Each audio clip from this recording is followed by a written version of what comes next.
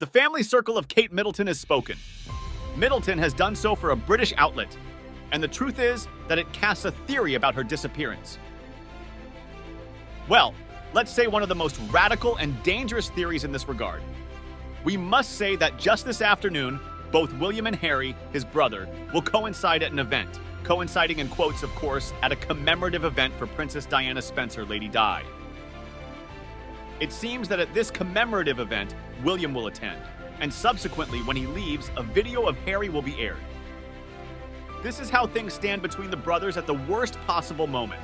A moment when the press, and even beyond the press, for example, in the United States, late-night shows are making a lot of fun of this whole issue. The truth is that they don't paint a good picture. They make them look a bit ridiculous. But now, well, then the whole world, all the international press, all countries are finding out who Rose Hurry really is. But amidst all this morning, an article came out in a British outlet citing a source from the family circle. Well, it suggests that all this disappearance of Kate Middleton would have to do with an episode or several. Supposedly, there's domestic violence abuse from William against Kate. What's true about all this? Well, I'm going to limit myself to reading you the theory, the article. This is supposed to be from Kate's family circle, something we've already discussed on the channel. But here, more details emerge. Let's see what the article says. It tells us that William accidentally injured Kate in a domestic violence situation on December 28, 2023. Kate was injured and taken to a hospital where she fell into a coma. They don't say why she fell into a coma. They simply covered this with a press release about abdominal surgery, which they also put in quotes in the article. They say she woke up 2 weeks ago on February 27th, almost 2 weeks ago, and that William canceled his not pardon, his public engagements to be by her side, and now he's doing damage control. Well, as I said, this is the testimony that is supposed to come from a source in Kate Middleton's family circle. The article to offer evidence peppers it with different pieces of information. One of them is that it says William is abusive. He is an abusive person and that Kate is likely a victim of domestic violence. We can find an example of his behavior in an excerpt from Harry's book. It says that he verbally abuses his brother, becomes violent, and then asks Harry to hit him.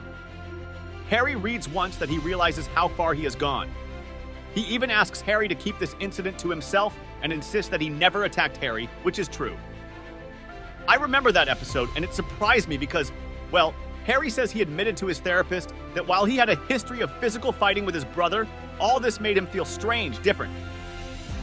The article says William's behavior aligns with the cycle of abuse.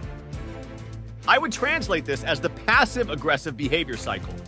But here they say the abusive cycle of tension, violence, apologies. They say there were previous rumors and articles that William and Kate had disputes, let's call them discussions, where they fought over things, and that William has a bad temper while Kate is calm. Given this background and reports of them fighting as a couple, we can speculate that in September 2023, Kate was seen with an injury on her finger. That was probably caused by William, and not that cheap excuse that it was from jumping on a trampoline. This finger injury, curiously enough, takes months to heal, and it's supposed to have happened at their Windsor home. There seems to be a pattern in injuries from alleged domestic violence that are hidden or dismissed as minor accidents. The article also mentions reports of fights in the marriage because Kate is worried about his drinking habits. We've already discussed this regarding addiction. Alcohol consumption could be a potential area of conflict between them, and there have been previous instances where it got out of control.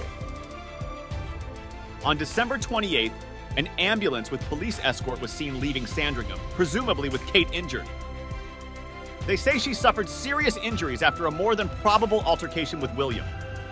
They cite a statistic that incidents of domestic violence are higher during holidays.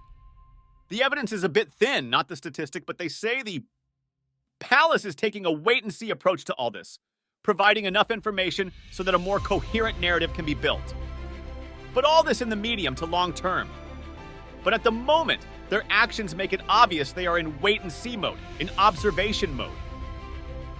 There's a timeline that, well, I won't read to you because it's quite long, but it gives a good account of this, not this storyline that has led That has led, in this case, Kensington Palace regarding, and only here we bring up Charles and Camilla, only William and Kate. It doesn't start on December 22nd when the palace announces that Kate and William are going on a tour of Italy in early 2024. They say they wouldn't have done this if they had known that Kate might have needed some kind of procedure or surgery. December 28th is when Kate disappears until our present day.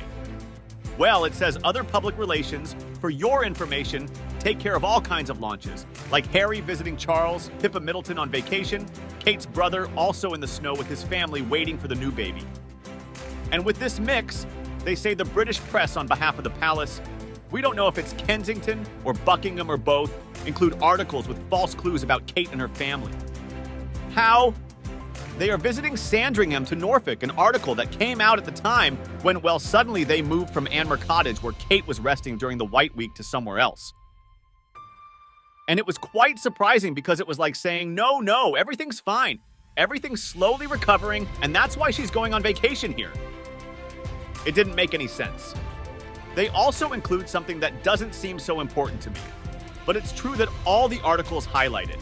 And it's William's absence at the commemorative funeral service on the anniversary of Constantine of Greece, his godfather's death.